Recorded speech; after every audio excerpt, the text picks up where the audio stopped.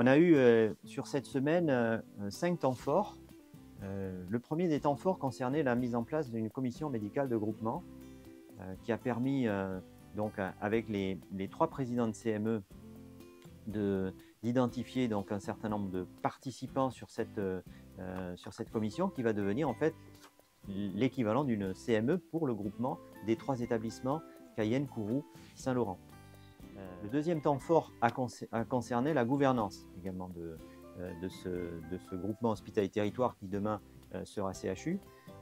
L'ARS s'est clairement positionné sur le groupement de coopération sanitaire, qui est finalement une formule juridique suffisamment souple pour permettre aux 3 établissements membres, donc Cayenne, Kourou et Saint-Laurent-du-Maroni, d'à la fois garder leur autonomie, tout en étant coordonnés et donc soumis à une seule gouvernance. Le troisième temps fort, ça a été les fameux 7 groupes de travail, 7 ateliers qui se sont réunis pendant cette première grande semaine du CHU.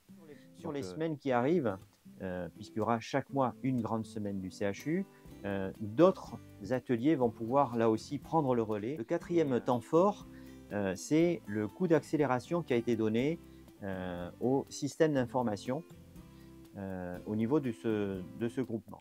Enfin, 5e temps fort, ça a été la nomination des référents, les référents par filière médicale.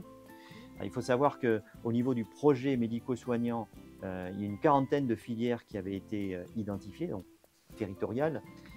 Sur ces 40 filières, il y en a déjà 25 qui font consensus entre les médecins, ce qui est quand même de bon augure, je dirais.